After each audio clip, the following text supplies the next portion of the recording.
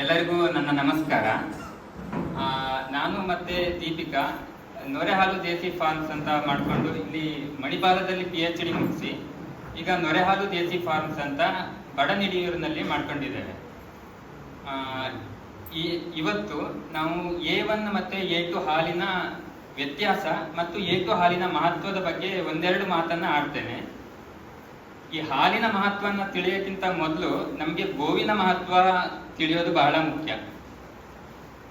ಈಗ ಭಾರತೀಯ ಗೋವುಗಳು ಅದು ಗೋವುಗಳು, ಬಾಕಿಯದೆಲ್ಲ ಕೌ ಅಷ್ಟೇ, ಅವು ಗೋವುಗಳಲ್ಲ. ಜೆರ್ಸಿ ಮತ್ತೆ HF ಹೊರಗಡೆಯಿಂದ ಬಂದಂತ ಜೆರ್ಸಿ ಮತ್ತೆ HFಗೆ ನಮ್ಮ ಭಾರತೀಯ ತಳಿಯ ಗೋವುಗಳಿಗೆ ಇರುವಂತ ವಿಶೇಷ ಗುಣಗಳು ಇಲ್ಲ. ನಮ್ಮ ಭಾರತೀಯ ಸಂಸ್ಕೃತಿಯಲ್ಲಿ ಗೋವಿಗೆ ಬಹಳವಾದ ಪ್ರಾಮುಖ್ಯತೆ ಇದೆ. ಇದನ್ನ ಒಂದು 3 ತರದಲ್ಲಿ ಹೇಳ್ಬೋದು. ಒಂದು, ನಮ್ಮ ದೇಶ ಕೃಷಿ ಪ್ರಧಾನ ದೇಶ. ಕೃಷಿಯಲ್ಲಿ ಅದರಲ್ಲೂ ನಮ್ಮ ಭಾರತದ ಕೃಷಿ ಗೋ ಕೇಂದ್ರಿತ ಕೃಷಿ. ಎಲ್ಲೋ ಓದಿದ್ದ ನೆನಪು, ಯಾರೋ ಹೇಳ್ತಾ ಇದ್ರು, ಈಗ ಹೆಚ್ಚಿನ ಈ ಯಾಂತ್ರೀಕೃತ ಆಗಿ ಅಗ್ರಿಕಲ್ಚರ್ ಅಲ್ಲಿ ಅವ್ರು ಹೇಳ್ತಾ ಇದ್ರು, ನಿಮ್ಮ ಟ್ರ್ಯಾಕ್ಟರ್ ಸೆಗಣಿ ಹಾಕಲ್ಲ, ನಮ್ಮ ಎತ್ತು ಹೊಗೆ ಉಳಲ್ಲ ಅಂತ. ಹಾಗೆ ನಾವು ಹೆಚ್ಚಾಗಿ ಎತ್ತುಗಳನ್ನ ಉಪಯೋಗಿಸಿ ಉಳುಮೆ ಮಾಡುವಂಥದ್ದು, ದನದ ಸೆಗಣಿಯ ಗೊಬ್ಬರವನ್ನೇ ಉಪಯೋಗಿಸುವಂಥದ್ದು, ಹೀಗೆ ಇತ್ತು ನಮ್ಮ ಕೃಷಿ. ಹೀಗೆ ಇತ್ತು ಒಂದಷ್ಟು ವರ್ಷಗಳ ಹಿಂದಿನವರೆಗೆ. ಈಗ ಹಸಿರು ಕ್ರಾಂತಿ ಆಗುವ ಟೈಮಲ್ಲಿ ಈ ರಾಸಾಯನಿಕ ಗೊಬ್ಬರಗಳೆಲ್ಲ ಬಂದು ಈಗ ಸಾಕಷ್ಟು ಕಡಿಮೆ ಆಗಿದೆ. ಈ ಮೊದಲೆಲ್ಲ ನಮ್ಮೂರಲ್ಲಿ ಅಥವಾ ಹೆಚ್ಚಿನ ಕಡೆಗಳಲ್ಲಿ ದನಗಳನ್ನ ಸಾಕ್ತಾ ಇದ್ದಿದ್ದು ಹಾಲಿಗಲ್ಲ, ಗೊಬ್ಬರಕ್ಕಾಗಿ ಸಾಕ್ತಾ ಇದ್ರು ಅಂತ ಸಂದರ್ಭ ಇತ್ತು. ಆದ್ರೆ ಈಗ ಪೂರ್ತಿ ಬದಲಾಗಿದೆ. ಈಗ ಹಾಲು ಬೇಕು, ಅದು ಪ್ಯಾಕೆಟ್ ಅಲ್ಲಿ ಬರುತ್ತೆ. ಗೊಬ್ಬರ ಬೇಕು, ಅದು ಈಗ ನ್ಯಾನೋ ಯೂರಿಯಾ ಅದು ಇದು ಬೇರೆ ಬೇರೆ ಬಂದಿದೆ. ಈಗ ಹಾಗಾಗಿ ದನದ ಗೊಬ್ಬರಕ್ಕೆ ಸ್ವಲ್ಪ ಅದರ ಉಪಯೋಗ ಸ್ವಲ್ಪ ಕಡಿಮೆ ಆಗಿದೆ. ಈ ಶ್ವೇತಕ್ಕ ಅವರ ಮನೆಯಲ್ಲಿ ಒಂದ್ ಸ್ವಲ್ಪ ಗೊಬ್ಬರ ಹಾಕಿ ಈಗ ಹೂ ಬಂದಿದೆ ಗಿಡದಲ್ಲಿ. ಇಷ್ಟು ವರ್ಷದವರೆಗೆ ಹೂ ಕಂಡಿರ್ಲಿಲ್ಲ ಅಂತ ಅವರು. ಹೀಗೆ ನಮ್ದು ಈ ಕೃಷಿ ಪ್ರಧಾನ ದೇಶ ಆಗಿದ್ದಕ್ಕಾಗಿ, ಅದರಲ್ಲೂ ಗೋ ಕೇಂದ್ರಿತ ಕೃಷಿ ಆಗಿದ್ದಕ್ಕಾಗಿ ನಮ್ಮ ದೇಶದಲ್ಲಿ ಗೋವಿಗೆ ಮಹತ್ವ ತುಂಬಾ ಕೃಷಿಯಲ್ಲಿ ಇದೆ. ಅದು ಒಂದು. ಮತ್ತೆ ಇನ್ನೊಂದು, ಧಾರ್ಮಿಕವಾಗಿ ಬಹಳ ಮಹತ್ವ ಇದೆ ಗೋವಿಗೆ. ಪರದಿಂದ ಅಪರದವರಿಗೆ ನಮ್ಗೆ ಗೋವು ಪ್ರತಿ ಕಾರ್ಯಕ್ಕೂ ಬೇಕೇ ಬೇಕು. ಈಗ ಗೋವಿಲ್ದೆ ಯಾವ ಪೂಜೆಯೂ ಆಗಲ್ಲ. ಗೋವು ಅಂದ್ರೆ ಗೋಮಯ, ಗೋಮೂತ್ರಗಳು ಇಲ್ಲದೆ ಯಾವ ಕಾರ್ಯ ಆಗಲ್ಲ, ಯಾವ ಕಾರ್ಯವೂ ಶುರುವೇ ಆಗಲ್ಲ. ಅದರಿಂದ ಶುದ್ಧ ಮಾಡಿನೇ ನಮ್ಮಲ್ಲಿ ಪ್ರತಿ ಕಾರ್ಯವೂ ಆಗುವಂಥದ್ದು. ಮತ್ತೆ ಇನ್ನು ಗೋದಾನ, ಗೋ ಸೇವೆಗಳಿಗೆ ಅದರದ್ದೇ ಆದ ಮಹತ್ವಗಳು ತುಂಬಾ ಇದೆ. ಈ ನಂತರ ಮತ್ತೊಂದು ಮಹತ್ವ ಅಂದ್ರೆ ಗೋವಿಗೆ ನಮ್ಮ ಆಹಾರ ಪದ್ಧತಿಯಲ್ಲಿ ಗೋವಿನ ಉತ್ಪನ್ನಗಳು ಬಹಳ ಮಹತ್ವವನ್ನ ಪಡೆದಿದೆ. ಅದು ಮೊನ್ನೆ ಇವರು ಹೇಳ್ತಾ ಇದ್ರು, ಮಜ್ಜಿಗೆ ಅನ್ನ ಉಪ್ಪಿನಕಾಯಿ ಇದ್ರೆ ಸಾಕು ಅಂತ. ಈ ಮಜ್ಜಿಗೆ ಅನ್ನ ಉಪ್ಪಿನಕಾಯಿ ತಿಂದು ಸಂತುಷ್ಟ ಆಗೋನು ಹವ್ಯಕ ಮಾತ್ರ, ಬೇರೆಯವ್ರು ಆಗಲ್ಲ. ಈಗ ಎಲ್ಲಿವರೆಗೆ ಅಂದ್ರೆ ಅವರು ಈ ಮೊಸರನ್ನ ಮಾಡಿದ್ರೆ ಅದರಲ್ಲೂ ದ್ರಾಕ್ಷಿ, ಗೋಡಂಬಿ, ದಾಳಿಂಬೆ ಬೇಕು. ನಮಗದು ಬೇಡ. ನಮಗೆ ಮಜ್ಜಿಗೆ, ಉಪ್ಪು, ಉಪ್ಪಿನಕಾಯಿ ಎಷ್ಟು ಸಾಕು. ಮತ್ತೆ ಹಾಲಂತೂ ನಮ್ಮ ಆಹಾರ ಪದ್ಧತಿಯಲ್ಲಿ ಇದ್ದೇ ಇದೆ. ಅದರ ನಂತರ ಬೆಣ್ಣೆ, ತುಪ್ಪ, ಇವೆ ಎಲ್ಲದೂ ಈಗ ನಮ್ಮ ಆಹಾರದಿಂದ ಅವುಗಳನ್ನ ಬೇರೆ ಮಾಡ್ಲಿಕ್ಕೆ ಸಾಧ್ಯವೇ ಇಲ್ಲ. ಅಷ್ಟು ಸೇರ್ಕೊಂಬಿಟ್ಟಿದೆ ನಮ್ಮ ಆಹಾರ ಪದ್ಧತಿಯಲ್ಲಿ. ಹಾಗೆ ಈಗ ನಮ್ಮ ಗೋವಿನ ಮಹತ್ವವನ್ನ ಈ 3 ವಿಧದಲ್ಲಿ ಹೇಳ್ಬಹುದು. ಈ ಇಂತಿಪ್ಪ ಗೋವಿಂದ ಬರೋ ಅಂತ ಒಂದು ಪ್ರಾಡಕ್ಟ್ ಉತ್ಪನ್ನ ಹಾಲು. ಈಗ 1970 ಟೈಮಲ್ಲಿ ಈ ಕ್ಷೀರ ಕ್ರಾಂತಿ ಆಗೋವರಿಗೆ ನಮ್ಮಲ್ಲಿ ತುಂಬಾ ಕಡಿಮೆ ಇತ್ತು ಹಾಲು. ಈ ಮನೆಯಲ್ಲಿ 1-2 ದನ. ಅಲ್ಲಿ ನಮ್ಮ ಮನೆ ದನವೂ ಕಪ್ಪೆ, ಅದು ಕೊಡುವ ಹಾಲು ಕಪ್ಪೆ, ಒಂದೇ ಕಪ್ ಹಾಲು ಕೊಡ್ತಾ ಇತ್ತು.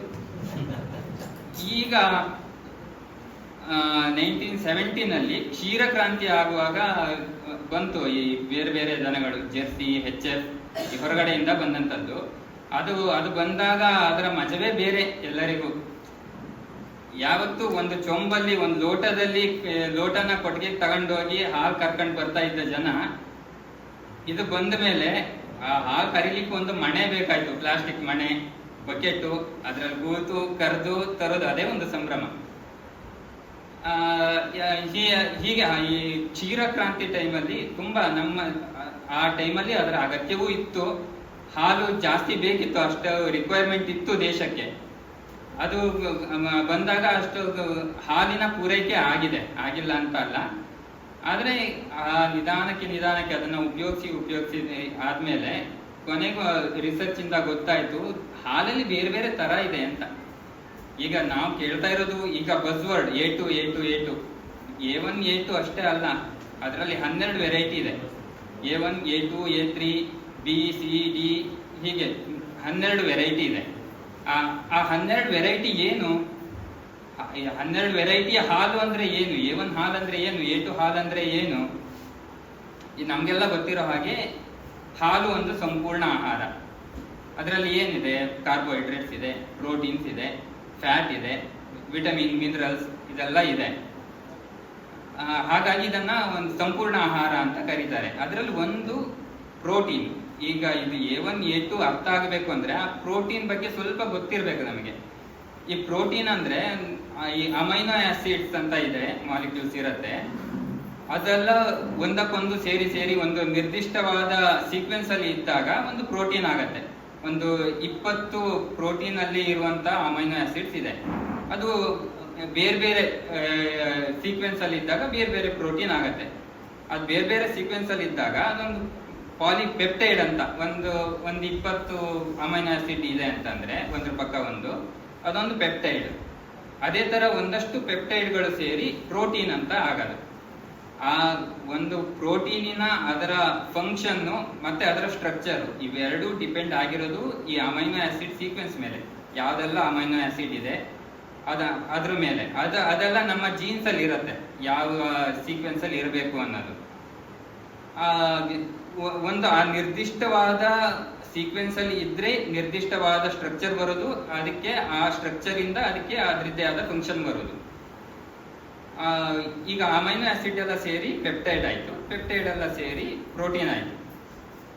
ಈಗ ಈ ಹಾಲಲ್ಲಿ ಇರುವಂತ ಪ್ರೋಟೀನ್ ಅಲ್ಲಿ ಎರಡು ಬಹಳ ಹೆಚ್ಚಿರುವಂತ ಪ್ರೋಟೀನ್. ಒಂದು ವೇ ಪ್ರೋಟೀನ್, ಮಿಲ್ಕ್ ಪ್ರೋಟೀನ್ಸ್ ಅಂದ್ರೆ ವೇ ಪ್ರೋಟೀನ್, ಮತ್ತೆ ಕೇಸಿನ್ ಅಂತ. ಈ ಕೇಸಿನ್ ಅಲ್ಲಿ ಇರುವಂತದ್ದು, ಕೇಸಿನ್ ಅಲ್ಲೂ ಬೇರೆ ಬೇರೆದಿದೆ, ಆಲ್ಫಾ, ಬೀಟಾ, ಗ್ಯಾಮಾ ಅಂತೆಲ್ಲ ಇದೆ. ಅದರಲ್ಲಿ ಬೀಟಾ ಕೇಸಿನ್ ಅಂತ ಅದು ಜಾಸ್ತಿ ಇರೋದು. ಅದರಲ್ಲಿ ಇರೋದು 12 ವೆರೈಟಿ ಬೀಟಾ ಕೇಸಿನ್ ಅನ್ನೋದ್ರಲ್ಲಿ. ಅದರಲ್ಲಿ ಅದು ಆಗಬೇಕಿದ್ರೆ ಈ A1 A2 A3 ಆ ತರದ್ದು ಪಾಲಿಪೆಪ್ಟೈಡ್ ಇದೆ. ಬೇರೆ ಬೇರೆ ಒಂದೊಂದು ಇದರಲ್ಲಿ ಒಂದೊಂದು ತರ. ನಮ್ಮ ಭಾರತೀಯ ತಳಿನಲ್ಲಿ ಹೆಚ್ಚು ಇರುವಂತದ್ದು A2 ಅಂದ್ರೆ ಈ ಪ್ರೋಟೀನ್ ಕೇಸಿನ್ ಅಂತ ಪ್ರೋಟೀನ್ ಆಗ್ಬೇಕಿದ್ರೆ ಇದೆಯಲ್ಲ ಪೆಪ್ಟೈಡ್, ಪಾಲಿಪೆಪ್ಟೈಡ್, ಅದರಲ್ಲಿ A2 ಅನ್ನೋ ಒಂದು ಪಾಲಿಪೆಪ್ಟೈಡ್ ಜಾಸ್ತಿ ಇರುವಂತದ್ದು.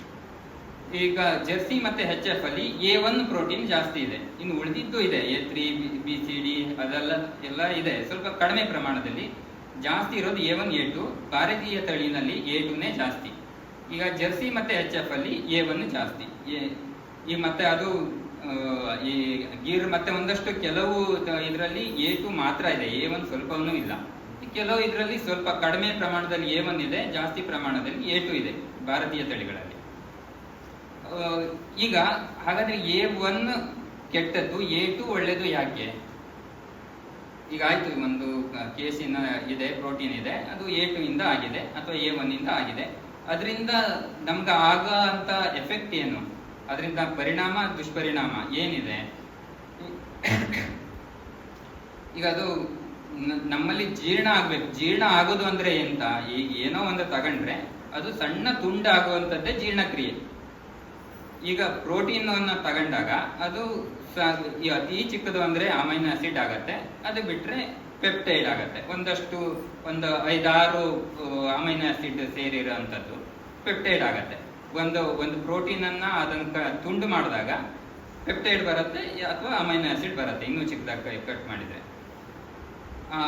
ಈ A1 ನಲ್ಲಿ ಒಂದು 60 ಈಗ ಅಮೈನೋ ಆಸಿಡ್ ಒಂದ್ರ ಪಕ್ಕ ಒಂದು ಇದೆ ಅಲ್ಲ, ಅದರಲ್ಲಿ 67ನೇ ಅಮೈನೋ ಆಸಿಡ್ ಪ್ರೋಲಿನ್ ಅಂತ ಇದೆ ಇದರಲ್ಲಿ A2 ನಲ್ಲಿ.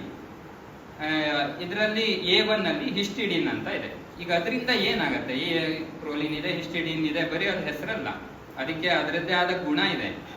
ಏನಾಗತ್ತೆ ಅಂದ್ರೆ ನಾವು ಅದ ಜೀರ್ಣ ಆಗ್ಬೇಕಿದ್ರೆ ನಮ್ಮ ಈ ಜೀರ್ಣಾಂಗದಲ್ಲಿ ಇರುವಂತ ಕಿಣ್ವಗಳು ಎಂಜೈಮ್ಸ್ ಇಂದ ಅದು ಕಟ್ ಆಗತ್ತೆ, ಪ್ರೋಟೀನ್ ತುಂಡಾಗತ್ತೆ. ಈಗ ಅಲ್ಲಿ ಈ 67ನೇ ಪೊಸಿಷನ್ ನಲ್ಲಿ ಹಿಸ್ಟಿಡಿನ್ ಅಂತ ಇರೋದ್ರಿಂದ ಅದು ಅಲ್ಲಿ ಕಟ್ ಆಗುವ ಚಾನ್ಸ್ ತುಂಬಾ ಜಾಸ್ತಿ A1 ನಲ್ಲಿ. ಈಗ ಅಲ್ಲಿ ತುಂಡಾದ್ರೆ ಅಲ್ಲೊಂದು ಬರುತ್ತೆ, ಒಂದು ಪೆಪ್ಟೈಡ್ ಬರುತ್ತೆ, 7 ಅಮೈನೋ ಆಸಿಡ್ ಇರೋ ಅಂಥದ್ದು. ಅದರ ಹೆಸರು BCM7 ಅಂತ. ಇದು ರಾಕ್ಷಸ. ಇದರಿಂದ ಆಗ್ತಾ ಇರೋದು ಎಲ್ಲದು. ನಾವು A2 ಹಾಲು ಕುಡಿದಾಗ ಅದು ಜೀರ್ಣ ಆಗ್ಬೇಕಿದ್ರೆ, ಅದು ಈ ಎನ್ಸೈಮ್ಸ್ ತುಂಡು ಮಾಡಬೇಕಿದ್ರೆ ಈ 67ನೇ ಪೊಸಿಷನ್ ನಲ್ಲಿ ಇರುವಂತ ಹಿಸ್ಟಿಡಿನ್ ಅಲ್ಲಿ ಕಟ್ ಮಾಡತ್ತೆ. ಅದನ್ನ ಕಟ್ ಮಾಡಿದಾಗ ಅದರಿಂದ ಬರೋಂಥದ್ದು ಒಂದು ಪೆಪ್ಟೈಡ್, ಅದರ ಹೆಸರು PCM7. ಇದು ತುಂಬಾ ಅಂದ್ರೆ ತುಂಬಾ ಕೆಟ್ಟದ್ದು. ಇದರ ಹೆಸರು BCM ಅಂದ್ರೆ ಬೀಟಾ ಕೇಸೋ ಮಾರ್ಫಿನ್ ಅಂತ. ಈ ಹೆಸರು ಎಲ್ಲೋ ಕೇಳ್ದಂಗಿದೆಲ್ಲ, ಮಾರ್ಫಿನ್. ಅದು ಓಪಿಯಾಯ್ಡ್, ಅದು ಒಳ್ಳೆ ಅಲ್ಲ. ಅದು ನಮ್ಮ ಬೀಟಾ ಸೆಲ್ಸ್ ಅಂತಾರಲ್ಲ, ಪ್ಯಾಂಕ್ರಿಯಾಸ್ ಅಲ್ಲಿ ಇರುತ್ತೆ, ಪಿತ್ತಜನಕಾಂಗದಲ್ಲಿ.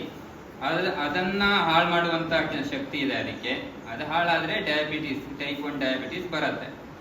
ಮತ್ತೆ ಅದರ ರೆಸಿಪ್ಟಾರ್ಸ್ ಬ್ರೈನ್ ಸೆಲ್ಸ್ ಅಲ್ಲಿ ಇದೆ, ಹಾರ್ಟ್ ಅಲ್ಲಿ ಇದೆ, ಅಂದ್ರೆ ಹಾರ್ಟ್ ವೆಸಲ್ಸ್ ಅಲ್ಲಿ ಇದೆ. ಈಗ ಅದು ಅಲ್ಲಿ ಹೋಗಿ ಅದು ನಮ್ಮ ಜೀರ್ಣ ಆದಾಗ ನಮ್ಮ ಕರುಳಿನ ಮೂಲಕ ರಕ್ತ ಸೇರಿ ಅಲ್ಲೆಲ್ಲ ಹೋಗುತ್ತೆ. ಎಲ್ಲೆಲ್ಲಿ ಅದರ ರೆಸಿಪ್ಟಾರ್ಸ್ ಇದೆಯೋ ಅಲ್ಲೆಲ್ಲ ಹೋಗುತ್ತೆ. ಅಲ್ಲಿಗೆ ಹೋಗಿ ಅದರ ಫಂಕ್ಷನ್ ಅನ್ನ ಎಫೆಕ್ಟ್ ಮಾಡುತ್ತೆ. ಅದು ಹೆಚ್ಚಾಗಿ ಈಗ ನಾರ್ಮಲ್ ಆಗಿ ಏನಿರುತ್ತೆ ಅದರಿಂದ ಬೇರೆ ಮಾಡತ್ತೆ ಅಂದ್ರೆ ಅದು ನ್ಯಾಚುರಲ್ ಅಲ್ಲ. ಅದರಿಂದಾಗಿ ನಮ್ಗೆ ಬರೋಂಥದ್ದು ಈ ಹೆಚ್ಚಿನ ತೊಂದರೆಗಳು ಬರ್ತಾ ಇದ್ದಿದ್ದು ಅದಕ್ಕೆ. ಈಗ ನೀವು ಕೇಳ್ಬೋದು, ಇಷ್ಟು ವರ್ಷ ನೀವು ಕುಡಿತಾ ಇದ್ರಿ, ನಾವು ಕುಡ್ದಿದ್ದು ಅದನ್ನೇ, ಪ್ಯಾಕೆಟ್ ಹಾಲೇ ಕುಡಿತಾ ಇದ್ದಿದ್ದು, ಅದೇ A1 A2 ಯಾರಿಗೂ ಗೊತ್ತು? ಯಾರಿಗೂ ಗೊತ್ತು ಅಲ್ಲ, ಹೆಚ್ಚಾಗಿ A1 ಇರೋದಲ್ಲಿ. ಅದರಿಂದ ನಮ್ಗೆಂತ ಆಗ್ಲಿಲ್ವಲ್ಲ ಅಂತ. ಆದ್ರೆ ಇದು ಹೆಚ್ಚಾಗಿ ಎಫೆಕ್ಟ್ ಆಗುವಂಥದ್ದು ಮಕ್ಕಳಲ್ಲಿ ಅದನ್ನ ಅಬ್ಸರ್ವ್ ಮಾಡುವ ಕೆಪಾಸಿಟಿ ಜಾಸ್ತಿ ಈ ಸಣ್ಣ ಕರಳಲ್ಲಿ. ಆದ್ರಿಂದ ನಾವು ಮಕ್ಕಳಿದ್ದಾಗ ನಾವು A2 ಹಾಲೇ ಕುಡ್ದಿದ್ದು, ನಮಗೆ ಗೊತ್ತಿರ್ಲಿಲ್ಲ ಅಷ್ಟೇ. ಮನೆಯಲ್ಲಿ ಮಲೆನಾಡು ಗಿಡ್ಡ ಇತ್ತು, ಅದರ ಹಾಲನ್ನೇ ಕುಡ್ದಿದ್ದು. ಹಾಗಾಗಿ ನಮ್ಗೆ ಈ ಹಾಲಲ್ಲಿ A1 A2 ಅನ್ನೋದೇ ಗೊತ್ತಿರ್ಲಿಲ್ಲ. ನಾವು ಕುಡಿತಾ ಇದ್ದಿದ್ರಲ್ಲಿ A2ನೇ ಇದ್ದಿದ್ರಿಂದ ನಮ್ಮಲ್ಲಿ ಹೆಚ್ಚಿನ ಆರೋಗ್ಯ ಸಮಸ್ಯೆ ಆಗ್ಲಿಲ್ಲ. ಮತ್ತೆ ಇದೆಲ್ಲದು ಲೈಫ್ ಸ್ಟೈಲ್ ಡಿಸಾರ್ಡರ್. ಬರೀ ಒಂದು ಹಾಲಿಂದ ಬಂದ್ಬಿಡತ್ತೆ ಅಂತಲ್ಲ, ಅದ್ರ ಜೊತೆಗೆ ನಮ್ಮ ಲೈಫ್ ಸ್ಟೈಲು ಹಂಗಿದೆ. ಹಾಗಾಗಿ ಅದರ ಪೂರಕವಾಗಿ ಬೇರೆ ಬೇರೆ ಕಾಯಿಲೆಗಳು ಬರ್ತಾ ಇದೆ. ಈಗ ಸ್ವಲ್ಪ ಗೊತ್ತಾಗ್ತಾ ಇದೆ, ಒಂದು 8-10 ವರ್ಷದಿಂದ ಈ A2 ಹಾಲಿನ ಮಹತ್ವ ಗೊತ್ತಾಗ್ತಾ ಇದೆ. ಈಗ ಒಂದು ಕಾಲದಲ್ಲಿ ಎಲ್ಲ ಕಟುಕರಿಗೆ ಕೊಟ್ಟ ದನಗಳೆಲ್ಲ ಈಗ ಸ್ವಲ್ಪ ಮತ್ತೆ ಬರ್ತಾ ಇದೆ. ಜರ್ಸಿ HFಗಳು ಸ್ವಲ್ಪ ಕಡಿಮೆ ಆಗ್ತಾ ಇದೆ. ಆದ್ರೆ ಅದು ಪೂರ್ತಿ ಕಡಿಮೆ ಆಗ್ಲಿಕ್ಕೆ ಸಾಧ್ಯ ಇಲ್ಲ. ಆದ್ರೆ ಆದಷ್ಟು ಕಡಿಮೆ ಆದ್ರೆ ದೇಶಕ್ಕೆ ಒಂದು ಆರೋಗ್ಯ ಇರುವಂತ ಯುವ ಜನತೆ ಬರ್ಲಿಕ್ಕೆ ಸಾಧ್ಯ. ಇಲ್ಲ ಅಂತಂದ್ರೆ ಮುಂದೆ ಇದೆಲ್ಲದೂ ಲೈಫ್ ಸ್ಟೈಲ್ ಡಿಸಾರ್ಡರ್ ಅಲ್ಲೇ ಬರುತ್ತೆ. ನಾವು ಜಾಸ್ತಿ ಹಾಲು ಅಂದ್ರೆ ಪ್ರತಿದಿನ ಉಪಯೋಗಿಸೋಂಥದ್ದು. ಈ ಪ್ರತಿದಿನ ಅದು ಜಾಸ್ತಿ ಇರ್ಲಿಕ್ಕಿಲ್ಲ. A1 ಪ್ರೋಟೀನ್ ಪೆಪ್ಟೈಡ್ ಅಂತದ್ದು, BCM7 ಹೇಳೋ ಪೆಪ್ಟೈಡ್. ಆದ್ರೆ ಪ್ರತಿದಿನ ಕುಡಿತಾ ಇರ್ತೀವಲ್ಲ, ಸಣ್ಣ ವಿಷಯ, ಪ್ರತಿದಿನ ಕುಡಿದು ಅದೇ ಜಾಸ್ತಿ ಆಗತ್ತೆ, ಅಕ್ಯುಮುಲೇಟ್ ಆಗಿ. ಹಾಗಾಗಿ ನಾವು ಹೆಚ್ಚು ಈಗ ನಮ್ಮ ಸಂಸ್ಥಾನದವರಿಗೂ ತುಂಬಾ ಇಷ್ಟವಾದ ವಿಷಯ ಭಾರತೀಯ ಗೋ ತಳಿಗಳನ್ನು ಸಂರಕ್ಷಿಸೋದು. ಇದೆಲ್ಲ ಗೊತ್ತಿರೋಕ್ಕಿಂತ ಮೊದಲೇನೆ ಸಂಸ್ಥಾನದವರು ಸ್ಟಾರ್ಟ್ ಮಾಡಿ ಆಗಿದೆ. ಅದರಿಂದ ಅವರಿಂದಾಗಿ ಈ ಹೊಸನಗರದಲ್ಲಿ ವಿಶ್ವ ಗೋ ಸಮ್ಮೇಳನ ಫಸ್ಟ್ ಟೈಮ್ ಆದಾಗ ನಾ ಇನ್ಸ್ಪೈರ್ ಆಗಿದ್ದ ಅಲ್ಲಿಂದನೇ, ಇದರಿಂದನೇ ಆಗಲೇ ಅನ್ಸಿರೋದು ನನಗೆ, ಓ ಇದು ಹೀಗೂ ಇದೆ ಅಂತ. ಎಷ್ಟು ತರತರದ ದನಗಳು, ನಾವೆಲ್ಲ ಅಷ್ಟೊಂದು ತರದ್ದು ದನನೇ ನೋಡಿರ್ಲಿಲ್ಲ. ಅಲ್ಲಿ ಹೋಗಿ ನೋಡಿದಾಗ ದೊಡ್ಡ ಕೊಂಬಿಂದು, ಎತ್ತರ ಭುಜದ್ದು, ಎಷ್ಟೊಂದು ಅದನ್ನ ನೋಡಿ ನಮ್ಗೆ ಅವಾಗ ಅಷ್ಟೊಂದು ಈ ಹಾಲಿಂದು ಇದೆಲ್ಲ ಇಂತ ಗೊತ್ತಿರ್ಲಿಲ್ಲ. ಆದ್ರೆ ಅದನ್ನ ನೋಡಿ ತುಂಬಾ ಖುಷಿಯಾಗಿತ್ತು, ಇಂಥದ್ದೊಂದು ಮಾಡ್ಬೋದಲ್ಲ ಅಂತ ಅನ್ಸಿತ್ತು. ಹೀಗೆ ಈಗ ಇತ್ತೀಚಿನ ದಿನಗಳಲ್ಲಿ ಅವೇರ್ನೆಸ್ ಬರ್ತಾ ಇದೆ ಏಟು ಹಾಲಿನ ಬಗ್ಗೆ. ಈಗ ಆದ್ರೆ ಎಲ್ಲರಿದ್ದು ಒಂದೇ ಸಮಸ್ಯೆ, ರೇಟ್ ಜಾಸ್ತಿ ಆಯ್ತಲ್ಲ.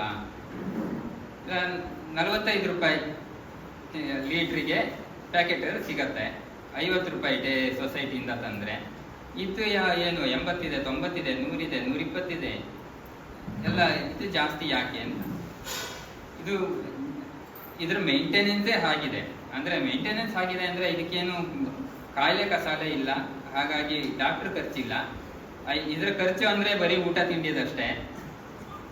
ಆದ್ರೆ ಈ ಜೆರ್ಸಿ ಮತ್ತೆ HF ಇತ್ತೀಚೆಗೆ ಒಂದು ಯೂಟ್ಯೂಬ್ ಅಲ್ಲಿ ನೋಡ್ತಾ ಇದ್ದೆ, ಒಂದು ಮೈಸೂರಲ್ಲಿ ಒಂದು HF ದನ ಒಂದು ಹೊತ್ತಿಗೆ 45 ಲೀಟರ್ ಹಾಲು ಕೊಡತ್ತಂತೆ.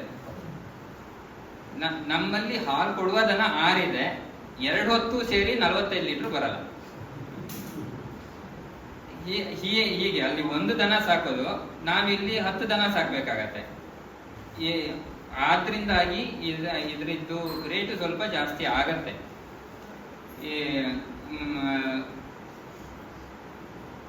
ಮತ್ತೆ ಈಗ ರೇಟ್ ಜಾಸ್ತಿ ಅಂತ ನೀವು ಅದನ್ನ ಕುಡಿದ್ರೆ ನಿಮ್ಗೆ ಅಷ್ಟೇ ತೃಪ್ತಿನೂ ಆಗತ್ತೆ.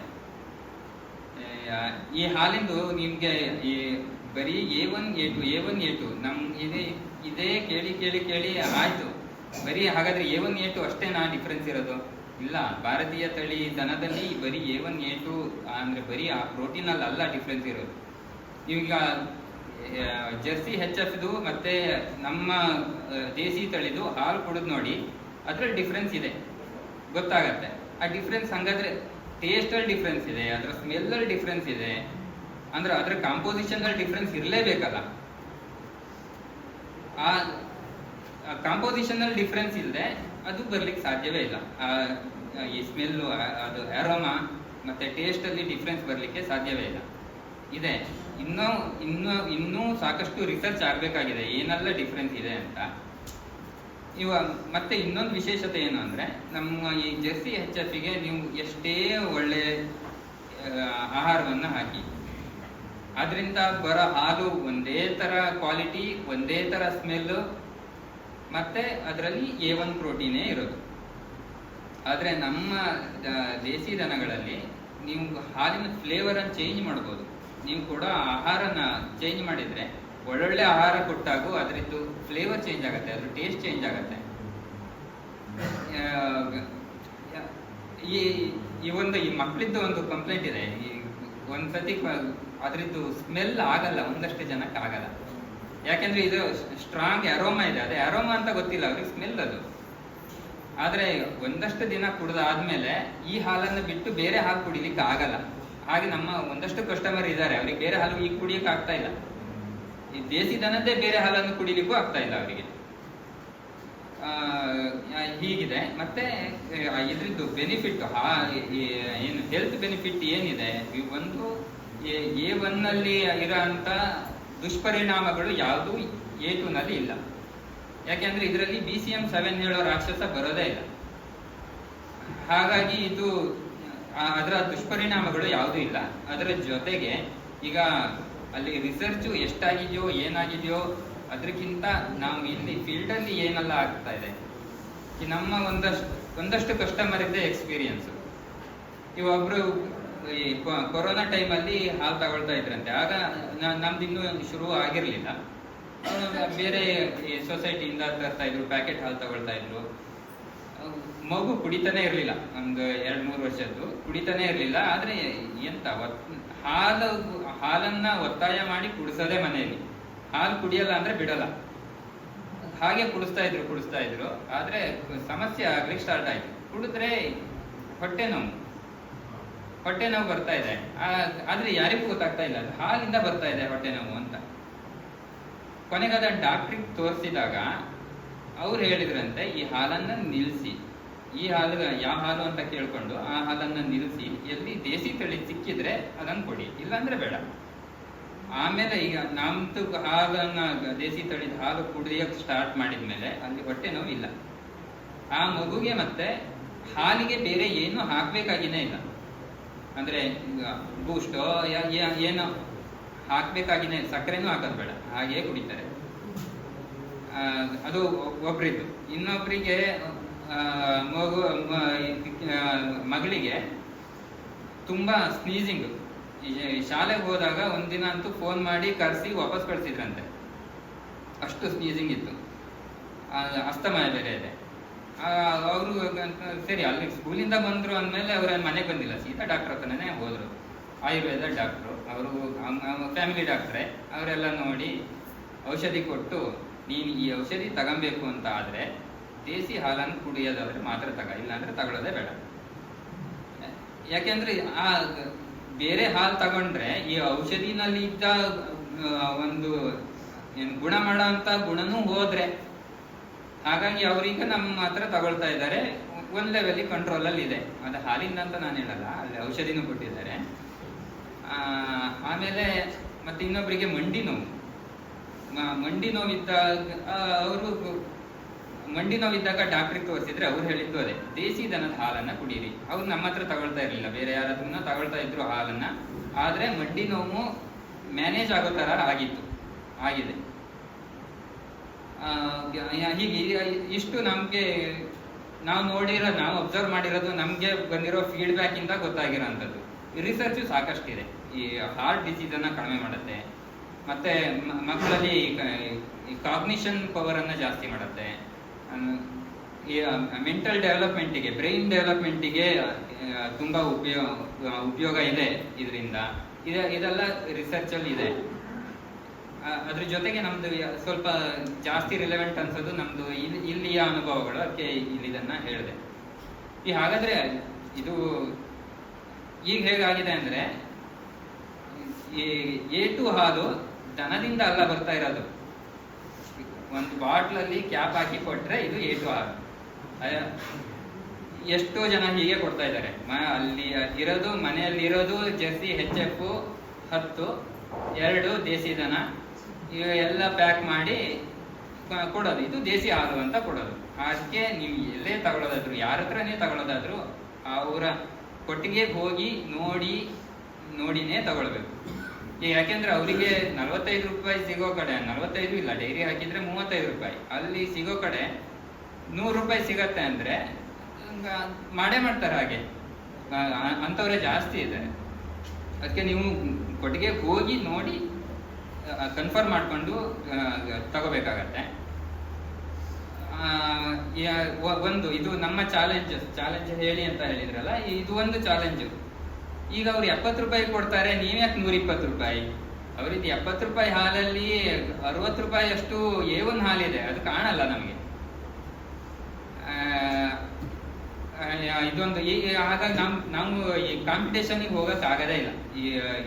ಈ ದರದ ವಿಷಯದಲ್ಲಿ ಕಾಂಪಿಟೇಷನ್ಗೆ ನಾವು ಹೋಗ್ಲಿಕ್ಕೆ ಸಾಧ್ಯವೇ ಇಲ್ಲ. ಯಾಕೆಂದ್ರೆ ಎಲ್ಲ ಬೇರೆ ಮಿಕ್ಸ್ ದನಗಳಿಂದನೇ ಬರ್ತಾ ಇರೋಂಥದ್ದು ಹೆಚ್ಚಿಂದು ಇದ್ದಾರೆ. ಪ್ಯೂರ್ A2 ಕೊಡ್ತಾ ಇದ್ದವರು ಇದ್ದಾರೆ. ಒಂದದು. ಇನ್ನೊಂದು ತೀರಾ ಅದು ನಾವು ಇನ್ಫ್ಲೂಯೆನ್ಸ್ ಆಗ್ಲಿಲ್ಲ, ಆದ್ರೆ ಸಾಕಷ್ಟು ಜನ ಇನ್ಫ್ಲೂಯೆನ್ಸ್ ಮಾಡ್ಲಿಕ್ಕೆ ಬರ್ತಾರೆ. ಕರು ಯಾಕೆ ಸಾಕ್ತೀರಿ, ಲಾಸ್ ಇದು, ಕೊಟ್ಟುಬಿಡಿ ಅಂತ. ಹೆಣ್ಣು ಕರುನೇ ಆಗಿರ್ಲಿ, ಅದು 3 ವರ್ಷ ಸಾಕಬೇಕು. ಅಲ್ಲಿವರೆಗೆ ಏನು ಉತ್ಪತ್ತಿ ಇರಲ್ಲ ಅದಕ್ಕೆ. ಆಮೇಲೆ ಅದು ಕರು ಹಾಕಿದ ಮೇಲೆ ಅದರಿಂದ ಬರುವಂಥದ್ದು ಅಂತ. ಈ ಸಾಕಷ್ಟು ಜನ ನಮ್ಗೆ ಕರು ಯಾಕೆ, ಕೊಟ್ಟುಬಿಡಿ ಅಲ್ಲಿ ಅವ್ರು ಕೇಳಿದ್ರೆ ನೀಟಾಗಿ ಒಂದು CA ತರ ಒಂದು ಲೆಕ್ಕಾಚಾರನ ಹೇಳ್ಬಿಡ್ತಾರೆ ಅವರು. ಈ ತನಕ್ಕೆ, ಈ ಕರುಗೆ ಸಾಕಕ್ಕೆ ಇಷ್ಟು ದುಡ್ಡು ಬೇಕು, ನಿಮ್ಗೆ ಲಾಸ್ ಇದು, ನೀವು ಅದಕ್ಕಿಂತ 3 ವರ್ಷ ಬಿಟ್ಟು ಒಂದು ದನನೇ ತಗೊಂಬಿಡಿ, ಅದೇ ಲಾಭ ಅಂತ. ಆದ್ರೆ ನಾವು ಇದುವರೆಗೂ ನಮ್ದು ಅದೊಂದು ಪಾಲಿಸಿ ಇದೆ, ಗೊತ್ತಿಲ್ಲ ಎಲ್ಲಿವರೆಗೆ ನಡೆಯುತ್ತೆ ಅಂತ. ನಮ್ಮ ಕೊಟ್ಟಿಗೆಗೆ ಬಂದದನ ಹೊರಗಡೆ ಹೋಗಲ್ಲ ವ್ಯಾಪಾರಕ್ಕೆ. ಅದು ಗಂಡಾಗ್ಲಿ ಹೆಣ್ಣಾಗ್ಲಿ, ಯಾಕೆಂದ್ರೆ ಗಂಡು ಕರು ಆದ್ರೂ ಅದರಲ್ಲಿ ಈಗ ನಾವಿನ್ನೂ ಅದನ್ನ ಡೆವಲಪ್ ಮಾಡಿಲ್ಲ. ಮಾಡಿದ್ಮೇಲೆ ಗಂಡು ಕರುವಿಂದನೂ ಲಾಸ್ ಇಲ್ಲ. ಯಾಕೆಂದ್ರೆ ಹಾಲು ವರ್ಷಕ್ಕೆ 9 ತಿಂಗಳು ಕೊಡೋದು, ಸಗಣಿ ದಿನ ಹಾಕತ್ತಲ್ಲ. ಅದರಿಂದ ಅದರ ಪ್ರಾಡಕ್ಟ್ ಅನ್ನ ಮಾಡಿದ್ರೆ ಅದ್ರದ್ದು ನಮ್ಮ ಪೈಪ್ಲೈನ್ ಅಲ್ಲಿ ಸಾಕಷ್ಟು ಇದೆ ಮಾಡ್ಲಿಕ್ಕೆ. ಒಂದು ತೀರಾ ನಮಗೆ ಕುತೂಹಲ ಬರ್ತಾ ಇರೋದು ಅಥವಾ ಸ್ವಲ್ಪ ಎಕ್ಸೈಟ್ ಆಗಿರೋದು ಅಂದ್ರೆ ಸಗಣಿಯಿಂದ ಪೇಪರ್ ಮಾಡಬೇಕು ಅಂತ ಮಾಡಿದ್ದಾರೆ. ನಾವೇ ಫಸ್ಟ್ ಅಲ್ಲ, ಮಾಡಿದ್ದಾರೆ. ಆದ್ರೆ ಇದನ್ನೊಂದು ಮಾಡ್ಬೇಕಂತ ಇದೆ. ಇಂಥದ್ದನ್ನ ಈಗ ಸಗಣಿಯಿಂದ ಬರುವಂತ ಪ್ರಾಡಕ್ಟ್ ಅನ್ನ ಮಾಡ್ಕೊಂಡ್ಮೇಲೆ ನಮ್ಗೆ ಗಂಡು ಕರುವಿಂದನೂ ಲಾಸ್ ಇಲ್ಲ. ಮತ್ತೆ ಈಗ ಅದನ್ನ ಹೊರಗಡೆ ಬಿಟ್ಟು ಅಂದ್ರೆ ಮೇವು ಹಾಕದೆ ಹೊರಗಡೆ ಬಿಟ್ಟು ಅದೇ ಮೆನ್ಕೊಂಡು ಬರೋ ತರ ಮಾಡಿದ್ರೆ ಅದರದ್ದು ಆಹಾರದಲ್ಲೂ ಖರ್ಚು ಕಡಿಮೆ ಆಯ್ತು. ಹಾಗಾಗಿ ಅಂದ್ರೆ ಬಿಸ್ನೆಸ್ ಪಾಯಿಂಟ್ ಆಫ್ ವ್ಯೂ ಇಂದನೂ ಇದು ವಯಬಲ್. ಇದನ್ನ ಮಾಡ್ಬೇಕಂತ ಇದೆ. ಮತ್ತೆ ಇನ್ನೊಂದು ನಾವೀಗೊಂದು ಬಕ್ರೀದ್ ಬೇರೆ ಆಯ್ತಲ್ಲ, ಒಂದು 10 ದಿನದಿಂದ ಬಹಳ ಅನುಭವಿಸಿದ್ದು ಅಂದ್ರೆ ಮುಸ್ಲಿಮ್ಸ್ ಅವರು ಬಂದು ಹಗಲೊತ್ತಲ್ಲಿ ಬಂದು ಕೇಳೋದು ದನನ, ಗಂಡು ಕರು ಉಂಟಲ್ಲ ಕೊಡಿ ಅಂತ. ಅವ್ರು ಬಂದು ಕೇಳ್ತಾರೆ, ಇಲ್ಲ ಅಂತೀವಿ, ಹೋಗ್ತಾರೆ. ಇಷ್ಟೇ ಆದ್ರೆ ಸಮಸ್ಯೆ ಇಲ್ಲ. ಹಾಗೆ ಬಂದವರೇನೆ ಒಂದು 3-4 ದಿನ ಬಂದ್ರು. ಫಸ್ಟ್ ದಿನ ಕೇಳಿದ್ರು, ಗಂಡು ಕರು ಇದೆ ಅಲ್ಲ ಕೊಡಿ ಅಂತ. ನಾವು ಕೊಡಲ್ಲ ಅಂದ್ವಿ, ಹೋದ್ರು. ಮತ್ತೆ 2 ದಿನ ಬಿಟ್ಟು ಮತ್ತೆ ಬಂದು ಆಗ ಮಾತಿಗೆ ಸಿಗ್ಲಿಲ್ಲ, ಬರೀ ಎಲ್ಲ ನೋಡ್ಕೊಂಡು ಹೋದ್ರು. ಮತ್ತೆ ಬಂದ್ರು. ಆಗ ಕೇಳಕ್ ಹೋದ್ರೆ, ನೀವು ದನ ಚೆನ್ನಾಗಿ ಸಾಕಿದಿರಿ, ನೀವೇನೆಲ್ಲ ಹಾಕ್ತೀರಿ ನೋಡ್ಕೊಂಡು ಹೋಗುವ ಅಂತ ಬಂದ್ವಿ ಅಂತ. ಅದಕ್ಕೆ ಬರ್ಲಿಕ್ಕೆ ಸಾಧ್ಯವೇ ಇಲ್ಲ. ಅವ್ರು ಬಂದಿರೋ ಅಂತದ್ದು ಇಲ್ಲಿ ವ್ಯವಸ್ಥೆ ನೋಡ್ಲಿಕ್ಕೆ ಏನೆಲ್ಲ ಇದೆ. ಇದು ಒಂದು 3 ಸತಿ ಬಂದ ಮೇಲೆ ನಮಗೆ ಸ್ವಲ್ಪ ಗಾಬರಿ ಆಯ್ತು. ಈಗ ಅದನ್ನ ಶಿಫ್ಟ್ ಅಲ್ಲಿ ರಾತ್ರಿ 1:30ವರೆಗೆ ದೀಪಿಕಾ ಕಾಯೋದು, 1:30 ನಂತರ ನಾನು ಕಾಯೋದು. ಈ ಸಮಸ್ಯೆ ಬಹುಶಃ ಬಕ್ರೀದ್ ಮುಗಿದ ಮೇಲೆ ಈಗ ಇಲ್ಲ ಅನ್ಸತ್ತೆ, ಗೊತ್ತಿಲ್ಲ. ಆದ್ರೂ ನಿನ್ನೆ ಮೊನ್ನೆ ಎಲ್ಲ ಕಾದಿದ್ದಿದೆ. ಇಂಥದ್ದು ಒಂದಷ್ಟು ಚಾಲೆಂಜ್ ಇದೆ. ಆದ್ರೆ ಇದು ಯಾವುದು ಅಂದ್ರೆ ಇದಕ್ಕೆಲ್ಲದಕ್ಕೂ ಸೊಲ್ಯೂಷನ್ ಇದೆ. ಹಾಗಾಗಿ ನಮ್ಗೆ ಹೆದರಿಕೆ ಇಲ್ಲ. ಇದು ಮುಂದುವರಿಯುತ್ತೆ. ಮತ್ತೆ ಸ್ವಲ್ಪ ಅವೇರ್ನೆಸ್ ಬರ್ತಾ ಇರೋದ್ರಿಂದ A2 ಹಾಲಿನ ಬಗ್ಗೆ ನಮ್ಗೆ ಅಂಥದ್ದೊಂದು ಸಮಸ್ಯೆ ಆಗ್ಲಿಕ್ಕಿಲ್ಲ ಅಂತ ಅನ್ಸತ್ತೆ. ಈ ಬರೀ ಹಾಲಲ್ಲ, ನಮ್ದು ಈಗ ತುಪ್ಪದ್ದು ಅದಕ್ಕೊಂದು ಅದರದ್ದೇ ಆದ ಫ್ಲೇವರು ಎಷ್ಟು ಚೆನ್ನಾಗಿದೆ ಅದರದ್ದು. A2 ಹಾಲಿನ ತುಪ್ಪ ಮತ್ತೆ ಪನ್ನೀರು ಎಲ್ಲದಕ್ಕೂ ಅದರದ್ದೇ. ಈ A2 ಹಾಲಿಂದ ಬಂದಿರೋ ಎಲ್ಲಾ ಪ್ರಾಡಕ್ಟಿಗೂ ಒಂದು ಅದರದ್ದೇ ಆದ ರುಚಿ, ಅದರದ್ದೇ ಆದ ಅರೋಮಾ ಇದ್ದೇ ಇದೆ. ಈಗ ಹಾಗಾಗಿ ಸ್ವಲ್ಪ ಪ್ರಿಫರು ಮಾಡ್ತಾ ಇದ್ದಾರೆ. ಅವೇರ್ನೆಸ್ಸು ಬಂದಿದೆ, ರುಚಿನೂ ಚೆನ್ನಾಗಿದೆ, ಪ್ರೈಸ್ ಒಂದು ಸ್ವಲ್ಪ ಜಾಸ್ತಿ ಆದ್ರೂ ಪರವಾಗಿಲ್ಲ ಅಂತ ತಗೊಳ್ತಾ ಇದ್ದಾರೆ. ಇದೆ ನಮ್ಗೆ ಸಪೋರ್ಟ್ ಅಂದ್ರೆ ಇದೇನೆ. ಮತ್ತೆ ಇದು ಒಬ್ರಿಬ್ರು ಮಾಡೋಂಥ ಕೆಲಸನೂ ಅಲ್ಲ. ಇವಾಗ ಒಂದು ಲೇಬರ್ ಮತ್ತೆ ಇನ್ನೊಂದು ಚಾಲೆಂಜ್ ಅಂದ್ರೆ ಲೇಬರ್ ಡಿಪೆಂಡೆಂಟ್ ತುಂಬಾ. ಆದ್ರೆ ಈಗ ನಮ್ಮ ವ್ಯವಸ್ಥೆ ಹೆಂಗಿದೆ ಅಂದ್ರೆ ಲೇಬರ್ 4 ದಿನ ಇಲ್ಲ ಅಂದ್ರೆ ನಾವಿಬ್ರೇ ಮ್ಯಾನೇಜ್ ಮಾಡುವ ತರದಲ್ಲಿ ಇದ್ದೇವೆ. ಹಾಗಾಗಿ ಈಗಿನ ವ್ಯವಸ್ಥೆಯಲ್ಲಿ ಅದು ಆಗತ್ತೆ. ಇದೊಂದು ಚಾಲೆಂಜ್ ಲೇಬರ್ ಇಂದು. ಮತ್ತೇನು ಚಾಲೆಂಜಸ್ ಅಂತ ಬೇರೆ ಏನು ನೆನಪಾಗ್ತಾ ಇಲ್ಲ ಈಗ. ಆದ್ರೆ ಇದನ್ನ ಒಬ್ರಿಬ್ರು ಮಾಡುವಂಥದ್ದಲ್ಲ. ನೀವು ಹಾಲು ತಗೊಬೇಕು ಅದು ಇದು ಅಂತ ಅಲ್ಲ, ಇದೊಂದು ಕಮ್ಯುನಿಟಿಯಿಂದ ಆಗುವಂತ ಕೆಲಸ. ಈಗ ಏನು ಗೋಶಾಲೆಗಳು, ಈಗ ಗೋಶಾಲೆ ಎಷ್ಟೊಂದು ಇಲ್ಲ, ಸುತ್ತಮುತ್ತ ಎಷ್ಟೊಂದು ಗೋಶಾಲೆ ಇದೆ. ಆದ್ರೆ ಎಲ್ಲರಿದ್ದು ಸಮಸ್ಯೆ ಅದೇ, ಎಲ್ಲರೂ ಸೆಲ್ಫ್ ಡಿಪೆಂಡೆಂಟ್ ಅಲ್ಲ. ಅಂದ್ರೆ ಬೇರೆಯವ್ರ ಮೇಲೇನೆ ಡಿಪೆಂಡ್ ಆಗಿದೆ, ಫಂಡಿಗೋ ಅಥವಾ ಬೇರೆ ಏನಕ್ಕೋ. ಅದು ಸ್ವಂತ ಶಕ್ತಿಯಿಂದ ನಡೀತಾ ಇಲ್ಲ. ಈಗ ಅದು ನಿಜ ಅಂದ್ರೆ ಅದೊಂದು ಸಮಸ್ಯೆ. ಎಲ್ಲಿವರೆಗೆ ಫಂಡ್ ಮೇಲೆ ಡಿಪೆಂಡ್ ಇರ್ತಾರೋ ಅಲ್ಲಿ ಸ್ವಲ್ಪ ಎಕ್ಸ್ಪೆನ್ಷನ್ ಎಲ್ಲದೂ ಸಮಸ್ಯೆನೇ ಆಗತ್ತೆ. ಈಗ ಹಾಗಾಗಿ ಅದು ಸ್ವಲ್ಪ ಸ್ವಾವಲಂಬಿ ಆಗೋ ಕಡೆಗೆ ನೋಡ್ಬೇಕು. ಅದಕ್ಕೂ ಕಮ್ಯುನಿಟಿದೇ ಬೇಕು ಸಪೋರ್ಟ್. ಮತ್ತೆ ಇನ್ನೊಂದಷ್ಟು ಅಂದ್ರೆ ನಾವೇ ಯೋಚನೆ ಮಾಡಿದ್ದು, ಅದು ಎಷ್ಟು ವರ್ಕ್ ಆಗತ್ತೆ ಅಂತ ಗೊತ್ತಿಲ್ಲ. ಈಗ ಒಂದಷ್ಟು ಸಾಕಷ್ಟು ಜನಕ್ಕೆ ಈಗ ಎಲ್ಲರೂ ನಮ್ಮ ಇಲ್ಲಿ ಹವ್ಯಕರು ಅಂದ್ರೆ ಈಗ ಹೆಚ್ಚಿಂದು 99% ಕೃಷಿ ಹಿನ್ನೆಲೆ ಇದ್ದವರೇ. ಅವರು ಹಳ್ಳಿಯಿಂದ ಸಿಟಿಗೆ ಬಂದ ಮೇಲೆ ಅವರು ದನನ ಒಂದಲ್ಲ ಒಂದು ರೀತಿಯಲ್ಲಿ ಮಿಸ್ ಮಾಡ್ಕೊಳ್ತಾ ಇದ್ದವ್ರೆ. ಈಗ ಹಾಗಾಗಿ ನಿಮ್ಮ ದನ ನಮಗೆ ಕೊಡಿ, ನಿಮ್ಮದೇ ದನ ನಿಮ್ಮ ಹೆಸರಲ್ಲೇ ಇರುತ್ತೆ, ಅದು ನಮ್ಮ ಕೊಟ್ಟಿಗೆನಲ್ಲಿದೆ, ನಾವು ಅದನ್ನು ನೋಡ್ಕೊಳ್ತಾ ಇರ್ತೇವೆ. ಆ ವ್ಯವಸ್ಥೆ ಅಂದ್ರೆ ಅದು ಅದಕ್ಕೆ ರಿಟರ್ನ್ ಸಹ ಉಂಟು. ಅದೊಂದು ಅಂದ್ರೆ ಒಂದು ಇನ್ವೆಸ್ಟ್ ಮಾಡೋದಾಗೆ ಅದು. ಆ ಥರದ್ದು ಒಂದು ಮಾಡಿದೀವಿ. ಅದು ಎಷ್ಟು ವರ್ಕ್ ಆಗತ್ತೆ, ಹೇಗಾಗತ್ತೆ ಅದೆಲ್ಲ ನೋಡ್ಬೇಕಿನ್ನು. ಹೀಗೆ ಇಷ್ಟು ಹೇಳಿ ನನ್ನ ಮಾತನ್ನು ಮುಗಿಸ್ತೇನೆ.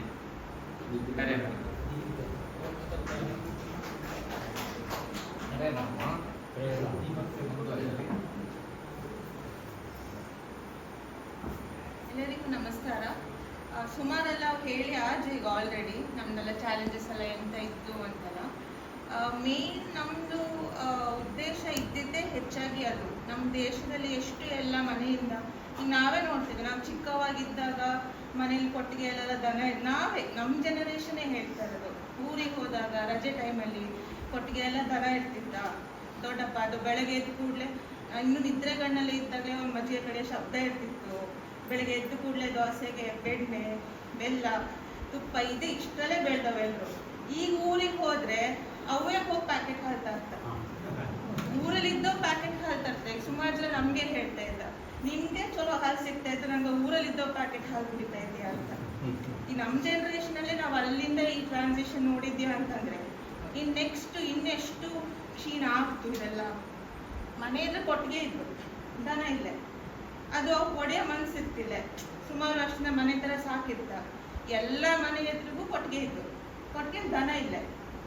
ಹಾಗಾಗಿ ನಮ್ಮ ಮೇನ್ ಉದ್ದೇಶ ಇದ್ದಿದ್ದೇ ಅದಾಗಿತ್ತು. ಅಂದ್ರೆ ಈಗ ನಾವು ಓದವು ಇದಕ್ಕೆ ಬಂದೆ ಅಂತ ಆದ್ರೆ ಇದು ಈ ಡೈರಿ ಫಾರ್ಮಿಂಗ್ ಅನ್ನೋದನ್ನ ಕಂಪ್ಲೀಟ್ಲಿ ಕಮರ್ಷಿಯಲ್ ಅಲ್ಲದೆ ಕಂಪ್ಲೀಟ್ಲಿ ಕಮರ್ಷಿಯಲ್ ಮಾಡಕ್ ಹೋದ್ರು ಸುಮಾರು ಜನ ಲಾಸ್ ಆಜ. ನನಗೀಗ ಎಷ್ಟೋ ಸತಿ ಹಾಗೆ ಆಗ್ತು. ನನಗೀಗ ದನ ಎಲ್ಲ ನೋಡಕ್ಕೆ ಕೊಂಡ್ಕೊಳಕ್ಕೆ ಅಂತ ಹೋದಾಗ ಸುಮಾರು ಯೂಟ್ಯೂಬ್ ಎಲ್ಲ ನೋಡ್ತೀಯ, ಸುಮಾರು ಗೋಶಾಲೆಲ್ಲ ವಿಡಿಯೋ ಹಾಕಿರ್ತಾರೆ. ನಂಗೆ ಅವ್ರನ್ನೆಲ್ಲ ಕಾಂಟ್ಯಾಕ್ಟ್ ಮಾಡಿ ನಿಮ್ಮ ಹತ್ರ ದನ ಇದ್ದ ಎಂದು ಹಿಂಗೆ ಹೇಳೋ ತನಕ ಆಲ್ಮೋಸ್ಟ್ ಮೋರ್ ದೆನ್ 60 to 70% ಹೇಳಿದವು ನಮ್ಮ ಹತ್ರ ಇಲ್ಲ, ಗೋಶಾಲೆ ಇಲ್ಲ, ನಮಗೆ ಲಾಸ್ ಆಯಿತು, ಸೇಲ್ ಮಾಡಿ ಬಿಟ್ಟಿದೆ. ಹೆಚ್ಚಂದ್ರು ಅದೊಂದು 2-3 ವರ್ಷದ ಹಿಂದಿನ ವಿಡಿಯೋ ಆಗಿತ್ತು ಅಷ್ಟೇ. ಹೌದು, ಅಂದರೆ ಅಂದರೆ ಕರೆಕ್ಟಾಗಿ ಮಾಡಕ್ಕೆ ಹೋದೋಳಾದರೆ ಲಾಸ್ ಇಲ್ಲೇ, ಬಟ್ ಸೂಕ್ಷ್ಮದಲ್ಲಿ ಮಾಡಬೇಕು. ಈಗ ನಂಗೆ ಶುರು ಮಾಡಿದ್ದೆ ಹಾಗಾಗಿದೆ. ಈಗ 1 ವರ್ಷ ಆಯ್ತು ನಂಗೆ ಶುರು ಮಾಡಿದ್ದು ಒಂದು ದನ ಒಂದು ಕರುವಿಂದ.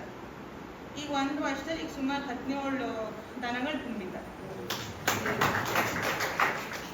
ಅದು ಯಾವತ್ತು ನಂಗೆ ಕಂಪ್ಲೀಟ್ಲಿ ಅದು ಕಮರ್ಷಿಯಲೈಸ್ ಆಗಿ ಮಾಡಕ್ಕೆ ಹೋಗ್ತವ, ಒಂದೇ ಸಲ 10 ದನ 15 ದನ 20 ದನಕ್ಕಾಗತ್ವ, ಅದು ತುಂಬ ಹೊರೆ ಆಗ್ತು ನಮಗೆ. ಗೊತ್ತಿದ್ದವಕ್ಕೂ ಹೊರೆ ಆಗ್ತವ್ರು. ಈಗ ಲೇಬರ್ ಅಂತ ಹೇಳಿದೆ, ಅವ್ರು ಆದ್ರೆ ಬಿಟ್ಟು ಹೋಗ್ತಾರೆ. ಈಗ 20 ದನ ಇಟ್ಕೊಂಡು ಸಾಕೋದು ಹೆಂಗೆ? ಎಷ್ಟಾದ್ರೂ 1 ವಾರ 1 ತಿಂಗಳು ಮ್ಯಾನೇಜ್ ಮಾಡ್ಲಕ್ಕ. ಕೆಲಸದವ್ ಬರ್ದಾಗಿದ್ರೆ ಇವಾಗೆಲ್ಲ ಕೆಲಸದವ. ಮತ್ತೆ ಇನ್ನೊಂದಂತೂ ನಮ್ಮ ಕಡೆ ಇದ್ದಕ್ಕಂತೂ ದನ ಕೆಲಸ ಮಾಡೋ ಯಾರು ಗೊತ್ತಿಲ್ಲ, ಎಲ್ಲ ನಾರ್ತ್ ಇಂಡಿಯನ್ದ ಬರ್ಕೋವೆ. ಈಗ ಅವ್ರು ಮನ್ಸಿದ್ರೆ ಇರ್ತಾ, ಇಲ್ಲಾಂದ್ರೆ ರಾತ್ರಿ ನಂಗೆ ಮನ್ಗಿದ್ದಾಗ ದೊಡ್ಡ ನಡೀತಾ ಹೇಳ್ತೂ ಇಲ್ಲ. ಅಂದ್ರೆ ಹಿಂಗೆ ಹೊರಗೆ ಬಂದಿದ್ಯಾ ಅಂತಂದ್ರೆ ಹೋಗೋದಂಗ ಹೋಗಿ ಆಗಿರ್ತಾವ. ಅವಕ್ಕೆ ಅಂತಿರ್ತೀವಿ, ಒಂದು ಚೀಲ ಹಿಡ್ಕೊ ಬಂದಿರ್ತ ಅಷ್ಟೇ. ಬಿಕಾಸ್ ಬಾಕಿದೆಲ್ಲ ನಮ್ಗನೆ ಕೊಡೋದಾಗಿರ್ತ. ಊಟ ತಿಂಡಿ ವ್ಯವಸ್ಥೆ ಪಾತ್ರೆ ಮನೆ ಎಲ್ಲ ನಂಗೆ ಕೊಡೋದಾಗ್ತದೆ. ಅವು ಒಂದು ಚೀಲ ಹಿಡ್ಕೊಂಡು ಅವ್ರು ಒಂದಿಷ್ಟು ಬಟ್ಟೆಯನ್ನು ಹಿಡ್ಕೊಂಡು ಬಂದಿರ್ತ. ನಂಗೆ ಇತ್ಲಾಗಿಲ್ಲ ಓನರು ಅಥವಾ ಊಟ ನಡೀತಾ. ಹಂಗಿದ್ದಾಗ ಒಂದೇ ಸಲ ಹೊರೆ ಮಾಡ್ಕೊಂಡಾಗ ಲಾಸ್ ಆಗೋದು. ನಮ್ಗೆ ಎಷ್ಟು ಕೆಪಾಸಿಟಿ ಇರ್ತು ತಡಿಯೋಕ್ಕೆ ಅಷ್ಟ್ರ ಮಾಡ್ಕೋತ ನಿಧಾನಕ್ಕೆ ಹೋದ್ರೆ. ಮತ್ತು ಬೇರೆ ಬಿಸ್ನೆಸ್ ಥರ ಇವತ್ತು 1 ಲಕ್ಷ ಹಾಕಿ ಮುಂದೆ ಈ ವರ್ಷ ಎಂಡಿಗೆ ಇಷ್ಟು ಟರ್ನ್ ಓವರ್ ಬಂತು, ಆ ಬಿಸ್ನೆಸ್ ಅಲ್ಲವೇ ಅಲ್ಲ ಇದು. ಎಷ್ಟು ನಮ್ದು ಉದ್ದೇಶ ಮೇನು ದೇಶದಲ್ಲಿ ಸಾಕಕ್ಕೂ ಆ್ಯಂಡ್ ಒಂದು ಒಳ್ಳೆ ಆಹಾರ ಪದ್ಧತಿ ಆಗಲಿ ಅಥವಾ ಸಂಸ್ಕೃತಿ ಆಗಲಿ. ಈಗ ನಮ್ಮ ಜೊತೆ ಇದ್ದವರ ಆಲ್ಮೋಸ್ಟ್ ನಮ್ಮ ಕಸ್ಟಮರ್ಸ್ ನಮ್ಮ ಜನ್ರೇಷನ್ ಅವೇ. ಹಾಗಾಗಿ ಸ್ವಲ್ಪ ಅವರಲ್ಲೂ ಬರ್ತಾ ಇದ್ವಿ. ನಮ್ಗೆ ಕೊಡ್ತಾರೆ ಸುಮ್ಮನೆ ನಮ್ಮ ಫ್ರೆಂಡ್ಸ್ ಇದ್ದು ಮಕ್ಕಳಿಗೆಲ್ಲ ಕೊಡ್ತಾರೆ. ಈಗ ಅವೆಲ್ಲ ಬರ್ತಾ ಈಗ ಹುಡ್ರು ಗೊತ್ತಿದ್ದ ಹಾಲು ಎಲ್ಲಿಂದ ಬರ್ತು ಅಂತ. ಇಲ್ಲಾಂದ್ರೆ ಎಲ್ರಿಗೂ ಹಾಲು ಎಲ್ಲಿಂದ ಬರ್ತು ಅಂದರೆ ಪ್ಯಾಕೆಟಿಂಗ್ ಬರ್ತು.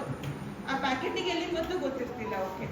ಹಾಗಾಗಿ ಆ ಜನ್ರೇಷನ್ ಅವಕ್ಕೂ ಒಂದು ಇನ್ಫ್ಲುಯೆನ್ಸ್ ಆಗ್ತಾ ಬರ್ತಾ ಆಟ ಆಡ್ತಾ ಖುಷಿ ಆಗ್ತಾ ಅವಕ್ಕೆ. ಹಂಗಾಗಿ ಆ ಕಮ್ಯುನಿಟಿ ನಂಗೆ ಬಿಲ್ಡ್ ಮಾಡ್ಕೊಂಡಾಗ ಅದು ನಮಗೂ ಕೆಲಸ ಮಾಡೋಕ್ಕೂ ಒಂದು ಸಪೋರ್ಟ್ ಆಗ್ತು, ಅದೇ ಒಂದು ಎನ್ಕರೇಜ್ಮೆಂಟ್ ಸಿಕ್ತು. ಆ್ಯಂಡ್ ನಮ್ಮದು ಇನ್ನೊಂದು ಎಂತ ಇತ್ತು ಅಂದರೆ, ಈಗ ನಮ್ಗೆ ಮಾಡ್ತಿರೋ ಒಂದು ಬಿಸ್ನೆಸ್ ಮಾಡೆಲ್ ವರ್ಕೌಟ್ ಆಗ್ತೊಳಾದ್ರೆ ಇನ್ ಲಾಂಗ್ ರನ್. ಈಗ ಎಷ್ಟೋ ಜನ ಊರ ಕಡೆಗಿದ್ದ ನಮ್ಮ ಜನ್ರೇಷನ್ ಜಸ್ಟ್ ತೋಟ ಗೀಟ ನೋಡ್ಕೊಂಡು ಮನೆ ಕಡೆಗಿರ್ತ, ಅವಕ್ಕೆ ಒಂದು ಕಾನ್ಫಿಡೆನ್ಸ್ ಬಂದ್ಕೊಳ್ಳೋದು, ಇದರಿಂದ ಒಂದು ಸ್ವಲ್ಪ ಆದಾಯ ಆಗ್ತೇನ ನಂಗೊಂದು ಕಾನ್ಫಿಡೆನ್ಸ್ ಬಂದರೆ ಊರ ಕಡೆಗೂ ಹೋಗಿ ಸ್ವಲ್ಪ ಅವೇರ್ನೆಸ್ ಕ್ರಿಯೇಟ್ ಮಾಡಿ ಹಿಂಗೆ ಆದಷ್ಟು ದೇಶದನ್ನ ಹಾಕೇಳಿ ಈ ರೀತಿ ಹೋಗೋ ಥರ ಮಾರ್ಕೆಟಿಂಗ್ ಆಗ್ತು. ಒಂದು ಸ್ವಲ್ಪ ನಿಮಗೂ ಇನ್ಕಮ್ ಆಗ್ತು ಅಂತ ಒಂದು ಅವೇರ್ನೆಸ್ ಕ್ರಿಯೇಟ್ ಮಾಡೋ ಅಂತೆಲ್ಲ ಸ್ವಲ್ಪ ಲಾಂಗ್ ಪ್ಲ್ಯಾನ್ ಇದ್ದು ನಮಗೆ. ನಿಧಾನಕ್ಕೆಲ್ಲ ಒಂದೊಂದು ಮೇನ್ ಇರೋದೇ ಅವೇರ್ನೆಸ್ ಇಲ್ಲದೆ ಎಂತೂ ಸಾಧ್ಯ ಇಲ್ಲ. ಅವೇರ್ನೆಸ್ ಕ್ರಿಯೇಟ್ ಆಗೋದೇ ನಮ್ದೊಂದು ಕಮ್ಯುನಿಟಿ ಅಂತ ಫಾರ್ಮ್ ಆದಾಗ. ಈಗ ಒಂದು ಕಮ್ಯುನಿಟಿಗೆ ಒಂದು ಅವೇರ್ನೆಸ್ ಬಂದೊಳಗೆ ಅವು ಇನ್ನೊಂದಷ್ಟು 10 ಜನಕ್ಕೆ ಹೇಳ್ತಾ, ಅವು ಹುಡ್ರಿಗೆ ಹೇಳ್ತಾ, ಫ್ರೆಂಡ್ಸಿಗೆ ಹೇಳ್ತಾ. ಹಾಗಾಗಿ ನಮ್ದೀಗ ಸುಮಾರೆಲ್ಲ ಆಗಿರೋದು ನಮ್ಗೆ ಆನ್ ಫೀಲ್ಡ್ ಮಾರ್ಕೆಟಿಂಗ್ ಅಂತ ಎಂದೂ ಇನ್ನೂ ಹೋಗಲಿಲ್ಲ. ಎಲ್ಲ ನಮ್ಮ ಫ್ರೆಂಡ್ಸ್ ಸರ್ಕಲಿಂದನೇ ಮಾತಿಗೆ ಹೋಗಿ ಒಬ್ರಿನ್ನೊಬ್ರಿಗೆ ಹೇಳಿ, ಮತ್ತು ಪ್ರತಿಯೊಬ್ಬರು ಆಗಿರೋದು ಅಷ್ಟೇ. ಒಬ್ರು ಇನ್ನೊಬ್ರ ಹತ್ರ ತಗತ್ತ, ಹಾಂ ನನ್ನ ಮಗ ಎಂತೂ ತರಲೆ ಮಾಡಿದೆ ಹಾಲು ಕುಡ್ದ, ನಮಗೆ ಇವಾಗ ಬೇಕಾಗಿರೋದು ಅಷ್ಟೇ. ನಾವು ಬೂಸ್ಟ್ ಇಲ್ಲೇ, ಹಾರ್ಲಿಕ್ಸ್ ಇಲ್ಲೇ, ಸಕ್ಕರೆ. ಮತ್ತು ಇನ್ನೊಂದು ಎಂತಂದರೆ ನಮ್ದೊಬ್ರು ಕಸ್ಟಮರ್ ಇದ್ದಿದ್ದ, ಅವು ಫಸ್ಟಿಗೆ ಊರಿಗೆ ಹೋಗ್ತಾ ಇದ್ದೆ ಹೇಳಿದ್ರೆ ಹಾಲು ಬೇಡ ಅಂದವು. ಕಡೆಗೆ ಬಂದಮೇಲೂ ತಗೊಂಡ್ವಿಲ್ಲ ಹಾಲು. ನಮ್ಗೆ ಎಂತು ಅಂತ ಮತ್ತೆ ಕೊನೆಗೆ ಅವೇ ಫೋನ್ ಮಾಡ್ಕೊಂಡು ಕೇಳ್ದ, ನೀವು ಹಾಲಿಗೆ ಎಂತ ಸಕ್ಕರೆ ಹಾಕ್ತೀರಾ ಅಂತ. ಈ ಹಂಗಾಯ್ತು ಸೈನ್ಸ್ ಬ್ಯಾಕ್ಗ್ರೌಂಡ್ ಆಗಿದ್ದಕ್ಕೆ ಸಕ್ಕರೆನ ಪ್ರಿಸರ್ವೇಟಿವ್ ಆಗಿ ಯೂಸ್ ಮಾಡ್ತಾರೆ, ಶುಗರ್ನ. ಕೇಳ್ದ, ಹಾಲಿಗೆ ಸಕ್ಕರೆ ಹಾಕ್ತೀರಾ ಹಿಂಗೆ ಎಂತಕ್ಕೆ? ಇಲ್ಲ ಸಕ್ಕರೆ ಅಂತ ಹಾಕ್ತೀನಿ ಅಂದರೆ ನಮ್ಮ ಹಾಲಿನ ರುಚಿ ಅಷ್ಟಿತ್ತು, ಸಕ್ಕರೆ ಹಾಕೊಡ್ತಾ ಇದ್ಯಾ ಅಂತ ಅನ್ಕೊಂಡವು. ಮತ್ತೆ ನಂಗೆ ಇಲ್ಲೇ ಇದು ಪ್ರಿಸರ್ವೇಟಿವ್ ಯೂಸ್ ಮಾಡ್ತಾ ಇಲ್ಲ, ನಮ್ಮ ಹಾಲಿನ ರುಚಿ ಇರೋದೇ ಹಾಗೆ ಅಂತ ಮತ್ತೆ ಕಂಟಿನ್ಯೂ ಮಾಡ್ದ. ಹಾಗಾಗಿ ಕೆಲವು ಡೌಟ್ಸ್ ಇತ್ತು, ಕ್ಲಾರಿಫೈ ಮಾಡ್ಕೊತ ಮತ್ತು ನಂಗೆ ಹೇಳಿದ್ಕೊಂಡು ಅದಕ್ಕೆ ಧೈರ್ಯ ಬಂದು. ಮತ್ತು ನಮಗೆ ಅದೇ ದುಡ್ಡು ಮೇನ್ ಅಲ್ಲದಿರೋದ್ರಿಂದ ಒಬ್ಬ ನಂಬಿಕೆ ಹಂಗೆ ಮೋಸ ಮಾಡೋವಲ್ಲ ಅಂತ. ನಮಗೆ ಇಬ್ಬರು ಡಾಕ್ಟ್ರೇಟ್ಸು ಅವ್ರಿಗೆ ದುಡ್ಡು ಮಾಡೋ ಅಂತಂದ್ರೆ ಈಗ ಆಲ್ಮೋಸ್ಟ್ ಈಕ್ವಲೆಂಟು 1 ಲಕ್ಷ ದುಡಿಯೋ ಕೆಪಾಸಿಟಿ ಇಬ್ಬರಿಂದ ಸೇರಿ 2 ಲಕ್ಷ ಆಯ್ತು ತಿಂಗಳಿಗೆ. ಅದಿಲ್ಲದೆ ಇರೋದಕ್ಕೆ ಒಂದು ನಂಬಿಕೆ ಇದ್ದ ಅವಕ್ಕೆ, ಅಂದರೆ ಹಂಗೆ ಮೋಸ ಮಾಡ್ತಿಲ್ಲ. ಮತ್ತು ಬಂದು ಕೊಟ್ಟಿಗೆ ನೋಡ್ಕೊಂಡು ಹೋಗೋದಕ್ಕಾಗಿ ಬೇರೆ ಯಾವ ತಳಿನೂ ಇಲ್ಲ. ನಮ್ಗೆ ಅದು ಹೇಳ್ದ ಸುಮಾರು ಜನ, ಇದು ಇರಲಿ ಒಂದೆರಡು ಅದು ಹಾಕಿ ಹೇಳಿ, ಅದನ್ನು ಡೈರಿ ಕೊಡಿ, ಇದನ್ನ ಕಸ್ಟಮರ್ ಕೊಡಿ ಅಂತ. ಅದು ಅದು ಹ್ಯಾಂಗಾಗ್ತು, ಒಂದು ದನ ಇದ್ದೊಳಗೆ ನಮಗೆ ಅನಿಸ್ತು ಈಗ ಮಿಕ್ಸ್ ಮಾಡೋ ಚಾನ್ಸ್ ಇದೆ ಅಂತಕ್ಕಿಲ್ಲ. ಮತ್ತು ಅದು ಒಂದಿತ್ತು, ಈಗ ಯಾರಾದ್ರೂ ಕೊಟ್ಟಿಗೆ ಮಾಡಿ ಇಡೀ ವರ್ಷ ಈಗ ಒಂದು 100 ಜನ ಇದ್ದಾಳಾದರೆ 100 ಜನಕ್ಕೆ ಒಂದು ಹನಿನೂ ಕಮ್ಮಿ ಆಗ್ತಿದ್ದನ್ನ ಕೊಡ್ತಾ. ಹಾಗೆ ಈ ದನ ಏನು ದಿನ ಒಂದು ಪ್ರಮಾಣದಲ್ಲಿ ಹಾಲು ಕೊಡ್ತೀನಿ, ಒಂದಿನ ಜಾಸ್ತಿ ಆಗ್ತು ಕಮ್ಮಿ ಆಗ್ತು, ಅದಕ್ಕೆ ಹುಷಾರಿಲ್ಲದೆ ಜಾಸ್ತಿ ಕಮ್ಮಿ ಆಗ್ತು. ನಮ್ಮ ಕಾನ್ಸೆಪ್ಟ್ ಅದೇ, ಕಮ್ಮಿ ಆಗ್ತಾ ನಿಮ್ಗೂ ಕಮ್ಮಿನೇ ಕೊಡೋದು. ನಂಗೆ ನೀರು ಸೇರಿಸಿ ಎಳ್ದು ಕೊಡ್ತೀನಿ. ಇವತ್ತು ಹಾಲು ನಮಗೆ ಕಮ್ಮಿ ಅಂತ ಹೇಳ್ತೀಯ, ಇವತ್ತು ಸ್ವಲ್ಪ ದನಕ್ಕೆ ಹುಷಾರಿರ್ತಿಲ್ಲ ಅಥವಾ ಒಂದು ಹೀಟಿಗೆ ಬಂದಾಗೆಲ್ಲ ಕಮ್ಮಿ ಆಗ್ತು ಹಾಲು. 1 ಲೀಟ್ರ್ ಕೊಡೋ ಕಡೆ 900 ml 900 ml. ಮತ್ತು ನಂಗೆ ಚಾರ್ಜು ಅದೇ ಮಾಡೋದು, 900 mlಗೆ ಹಾಕ್ತೀರ ಇರ್ತ. ನಂಗೆ ನೀರು ಹಾಕಿದ್ರೆ ಗೊತ್ತಾಗ್ತಿಲ್ಲ ಅವ್ರು ಪಾಪ. ಆದರೆ ನಮ್ಗೆ ಮನ್ಸಿಲ್ಲ, ನಮ್ಗೆ ಕೊಡೋಕ್ಕಿರಲಿ ಈಗ ಆಗ್ತಾರ ತಪ್ಪು ಮಾಡ್ತಾ ಇದ್ದೀರ ಅಂತ. ಹಾಗಾಗಿ ನಮ್ಗೆ ಇದೆಲ್ಲ ಚಾಲೆಂಜಸ್ ಇತ್ತು. ಇದೊಂದು ಸ್ವಲ್ಪ ದಾರಿ ಹಿಂಗೆ ಹೋಗೋಣ ಅಂತಿದ್ಯಾ, ಇದೆಲ್ಲ ಟೆಕ್ನಿಕಲಿ ಅವ್ರು ಹೇಳಿದ್ದ. ನಮ್ದು ಆದಷ್ಟು ಎಷ್ಟು ಧಾರ್ಮಿಕವಾಗಿ ಇದನ್ನ ನಮ್ಗೆ ಒಂಚೂರು ಬದುಕೋದು ದುಡ್ಡು ಹೆಂಗಿದ್ರು ಮುಖ್ಯ. ಅದು ಆ ಧಾರ್ಮಿಕತೆ ಜೊತೆ ಒಂದು ಸ್ವಲ್ಪ ಬದುಕಿಗೆ ಅಂತ ಮಾಡ್ಕೊಳ್ಳೋಕೆ ಅದನ್ನ ಮಾಡ್ಕೊಳ್ಳೋಣ ಅಂತ ಒಂದು ಮಾಡೆಲ್ ಕ್ರಿಯೇಟ್ ಮಾಡೋಣ ಅಂತ ಇದೆಯಾ. ನೋಡೋದು ನೀನು ಎಷ್ಟು ಸಕ್ಸಸ್ಫುಲ್ ಆಗ್ತೀಯಾ ಅಂತ.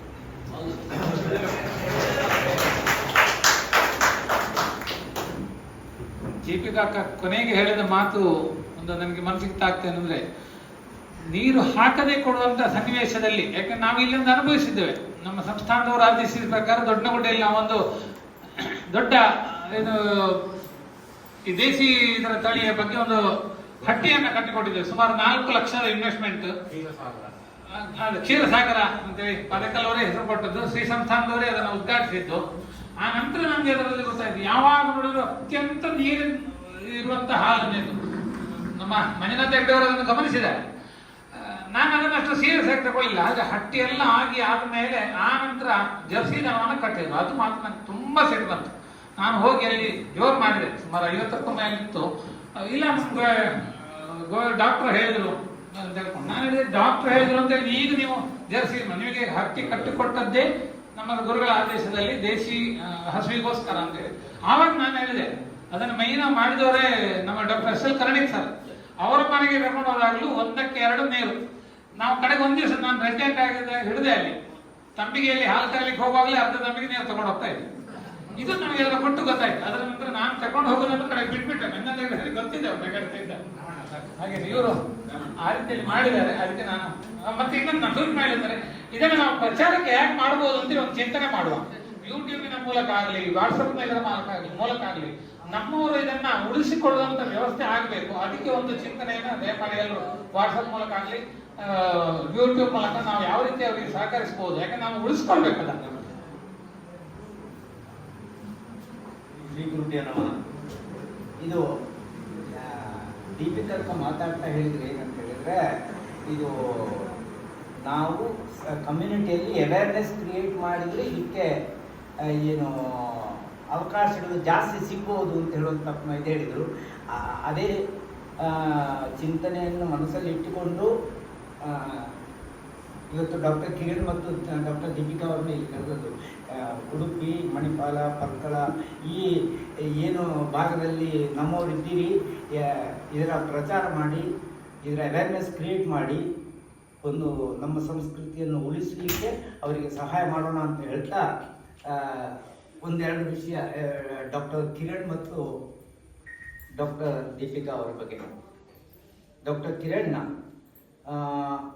ಶ್ರೀ ರಾಮಚಂದ್ರ ಮತ್ತು ಗೀತಾ ದಂಪತಿಯ ಪುತ್ರರಾಗಿ ಸಾಗರದ ಹತ್ತಿರ ಕೋರ್ಸರ ಜಾಗದಲ್ಲಿ ಹುಟ್ಟಿ ಅಲ್ಲೇ ಬೆಳೆದು ಓದಿ ಮೈಸೂರಿನ ಮಾನಸ ಗಂಗೋತ್ರಿಯಲ್ಲಿ ಪ್ರಾಣಶಾಸ್ತ್ರದಲ್ಲಿ ಸ್ನಾತಕೋತ್ತರ ಪದವಿ, ನಂತರ ಮಣಿಪಾಲ್ ಅಕಾಡೆಮಿ ಆಫ್ ಹೈಯರ್ ಎಜುಕೇಷನ್ನಿಂದ ಡಾಕ್ಟರೇಟ್ ಪದವಿ. ಸದ್ಯಕ್ಕೆ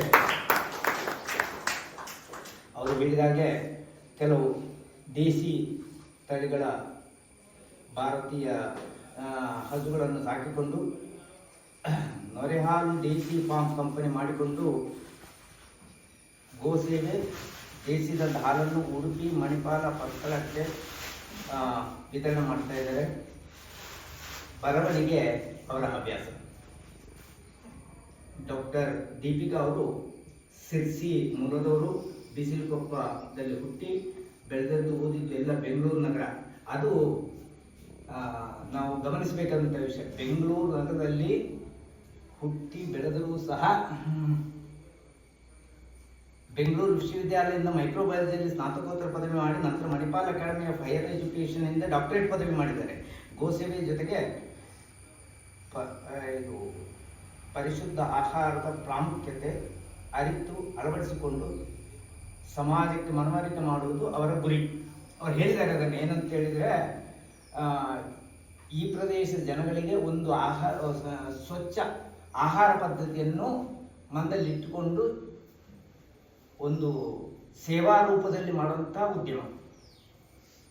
ಅದಕ್ಕೆ ನಾವೆಲ್ಲ ಸಹಕರಿಸೋಣ ಅಂತ ಹೇಳ್ತಾ ಅವರಿಗೊಂದು ಪುಟ್ಟ ಸನ್ಮಾನ ಅಂತ ಹೇಳುವುದಿಲ್ಲರೇನು,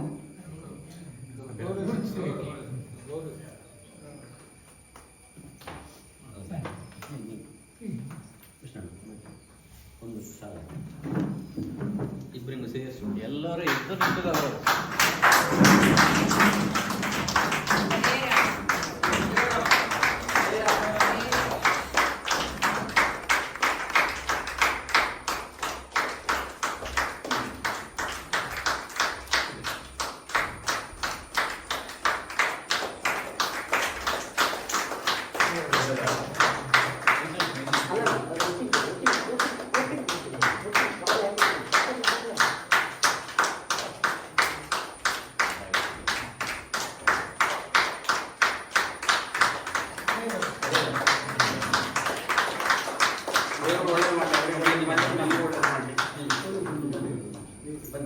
ಇಲ್ಲಿ ಒಂದು ವಿಷಯ, ಯಾಕೆ ನಮ್ಮ ಮನೆಯಲ್ಲಿ ನಮ್ಮ ಮಗಳ ಅಥವಾ ನಮ್ಮ ಸೊಸೆ ಒಂದು ಒಳ್ಳೆ ಆಗಿದ್ರೆ ನಾವೇನು ಮಾಡೋದು, ಇಲ್ಲಪ್ಪ ರೆಸ್ಟ್ ತಗೋ, ಇಲ್ಲಪ್ಪ ರೆಸ್ಟ್ ತಗೋ, ನೀನು ಬೆಡ್ ರೆಸ್ಟ್ ತಗೋ, ನೀನು ಅದು ರೆಸ್ಟ್ ತಗೋ, ನೀನು ಅಡುಗೆ ಮಾಡಬೇಡ, ನೀನು ಹೇಳ್ಬೇಡ, ನೀನು ಕೂರ್ಬೇಡ, ನೀನು ನಿಲ್ಬೇಡ, ನೀನು ಏನು ಮಾಡಬೇಡ ಅಂತ ಹೇಳ್ಕೊಂಡು ಅವರನ್ನು ನಾವು ಬೆಳೆಸೋದು.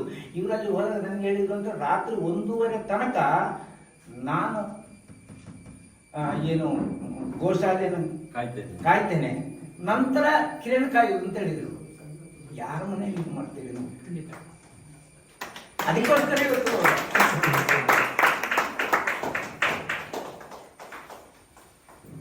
ರಾಜಶೇಖರಣ್ಣ ಭಾವೋದ್ವೇಗಕ್ಕೆ ಒಳಗಾದರು, ಮಾತನಾಡಲಿಕ್ಕೆ ಅಷ್ಟೇ ಅಲ್ಲ, ನಮ್ಗೆಲ್ಲರಿಗೂ ಅದೇ ಭಾವ ಬರ್ತದೆ, ತಪ್ಪಲ್ಲ.